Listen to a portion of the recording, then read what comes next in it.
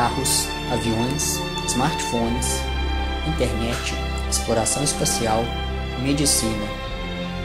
Já há algum tempo, a humanidade desfruta de tecnologias e conhecimentos que são imprescindíveis à sobrevivência. Mas, algo que aparentemente é simples e banal, é um personagem de destaque no enredo da nossa história de sucesso como espécie: o fogo. A dominação do fogo nos dias de hoje não requer sacrifício, mas em épocas remotas, seu manuseio e principalmente produção requeria habilidade, paciência e sorte, sendo tratado como algo místico, provedor do aconchego, do conforto, da segurança.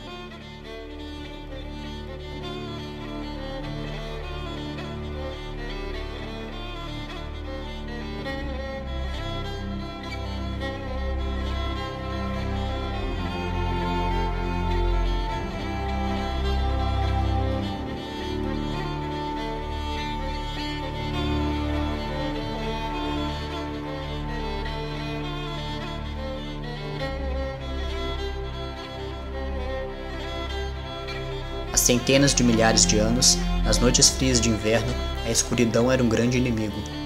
Sem a lua cheia, a negritude da noite, além de assustadora, era perigosa. Haviam muitos predadores com sentidos aguçados, que poderiam atacar facilmente enquanto dormíamos. O frio intenso era outro inimigo. Não eram fáceis os primeiros passos da humanidade, dados por antepassados muito diferentes de nós. Até que, um dia, talvez ao observar uma árvore atingida por um raio, os hominídeos primitivos descobriram algo que modificaria completamente o rumo da nossa evolução: o fogo. Ao dominar essa entidade, foi possível se aquecer, proteger-se dos predadores e ainda cozinhar alimentos. Como nenhuma outra criatura do planeta, conseguimos usar ao nosso favor um fenômeno natural para ajudar a vencer as dificuldades diárias. Com o fogo, a noite já não era mais tão perigosa e diminuía a necessidade de se esconder ou lutar. Acredita-se que a descoberta de seu uso tenha agido diretamente sobre a nossa forma de pensar, pois permitiu mais tempo para o desenvolvimento do pensamento. A importância da utilização do fogo como instrumento de transformação da nossa sociedade se acelerou com o progresso da cultura humana. Além de fornecer conforto térmico e melhorar a preparação de alimentos, ele desde cedo foi usado em rituais dos mais diferentes povos, na fabricação de armas, na produção de novos materiais e como fonte de calor para máquinas térmicas. Entretanto, o que é fogo? O fogo surge do processo de rápida oxidação de um material combustível, liberando luz, calor e os produtos da reação, como dióxido de carbono e água. Dessa forma, o fogo é uma mistura de gases em altas temperaturas e por isso emite luz na faixa do infravermelho e visível.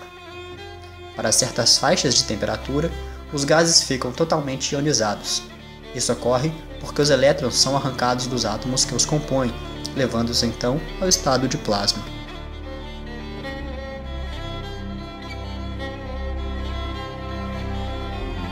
A expansão do cérebro humano.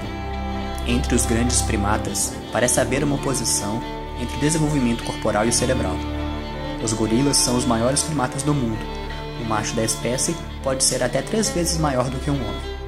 Entretanto, eles possuem cérebros pequenos com apenas 1/3 da quantia de neurônios dos Homo sapiens. Já os chimpanzés, apesar de menores, têm cérebros de tamanho relativamente parecido com os dos humanos. Isso acontece porque a energia necessária para manter milhões de neurônios funcionando é alta, e em alguns casos, vale mais a pena gastar essas escassas calorias em outros órgãos. O cérebro humano, no entanto, é um ponto fora dessa curva. Existiu algo de único no desenvolvimento humano que permitiu que o homem superasse as limitações sofridas por todos os outros primatas e desenvolvesse o maior cérebro, que gasta 20% da energia de todo o corpo. Segundo uma pesquisa publicada na revista Proceedings of the National Academy of the Sciences, essa exclusividade da evolução humana pode ser explicada pelo advento da cozinha. Segundo a neurocientista Susana Herculano, da Universidade Federal do Rio de Janeiro, os estudos sugerem que o domínio do fogo e seu uso para cozinhar os alimentos permitiram que nós nos tornássemos humanos. Sim, os cozinheiros.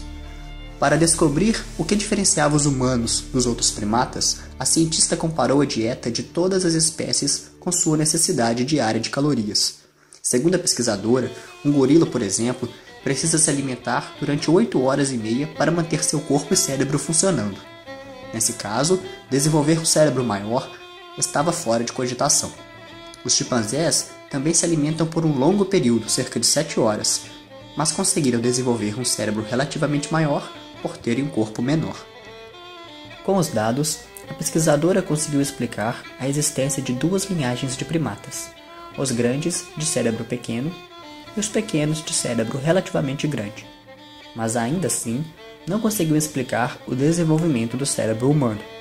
Segundo Susana, se seguíssemos a mesma dieta dos outros primatas, teríamos que gastar 9 horas e meia por dia nos alimentando, o que é inviável. Algo nos libertou desta limitação. Mas, o que seria? A resposta é mais simples do que parece. Sim, o fogo. Essa libertação teria vindo com a mudança na dieta que aconteceu durante o desenvolvimento do Homo erectus, ancestrais humanos que surgiram há 1,8 milhão de anos. Foram eles os responsáveis por dominar o fogo e cozinhar os pedaços de carne e vegetais que antes eram consumidos crus. Com o cozimento, o homem se tornou capaz de digerir mais calorias a partir da mesma quantidade de comida, podendo gastar o excesso de energia no desenvolvimento de novos neurônios. Além disso, passou a gastar menos tempo se alimentando, podendo exercer outras atividades durante seu dia. Assim, o desenvolvimento de um grande número de neurônios deixou de ser um risco e se tornou uma grande vantagem evolutiva. Com o tempo livre, o homem passou a usar esses neurônios para resolver problemas e a pressão evolutiva levou a um aumento gradual do cérebro. Veja a seguir o trecho da palestra na qual a neurocientista Susana Herculano Ozel comenta a respeito do assunto. Gorillas and orangutans, for instance, afford about 30 billion neurons by spending 8.5 hours per day eating, and that seems to be about as much as they can do. 9 hours of feeding per day seems to be the practical limit for a primate. What about us? With our 86 billion neurons and 60 to 70 kilos of body mass, we should have to spend over 9 hours per day every single day feeding, which is just not feasible. If we ate like a primate, we should not be here. How did we get here then? Well, if our brain costs just as much energy as it should, and if we can't spend every waking hour of the day feeding, then the only alternative really is to somehow get more energy out of the same foods. And remarkably, that matches exactly what our ancestors are believed to have invented 1.5 million years ago when they invented cooking. To cook is to use fire to pre-digest foods outside of your body. Cooked foods are softer, so they're easier to chew and to turn completely into mush in your mouth. So that allows them to be completely digested and absorbed in your gut, which makes them yield much more energy and much less time. So cooking frees time for us to do much more interesting things with our day and with our neurons than just thinking about food, looking for food, and gobbling down food all day long. So because of cooking, what once was a major liability, this large, dangerously expensive brain with a lot of neurons, could now become a major asset, now that we could both afford the energy for a lot of neurons and the time to do interesting things with them. So I think this explains why the human brain grew to become so large, so fast in evolution, all the while remaining just a primate brain. With this large brain now affordable by cooking, we went rapidly from raw foods to culture, agriculture, civilization, grocery stores, electricity, refrigerators, all those things that nowadays allow us to get all the energy we need for the whole day in a single sitting at your favorite fast food joint. So what once was a solution now became the problem. And ironically, we look for the solution in raw food. So what is the human advantage? What is it that we have that no other animal has? My answer is we have the largest number of neurons in the cerebral cortex, and I think that's the simplest explanation for our remarkable cognitive abilities. And what is it that we do that no other animal does, and which I believe was fundamental to allow us to reach that largest number of neurons in the cortex? In 2 words, we cook. No other animal cooks its food. Only humans do, and I think that's how we got to become human. Studying the human brain changed the way I think about food. And I'll look at my kitchen and I bow to it. And I thank my ancestors for coming up with the invention that probably made us humans. Thank you very much.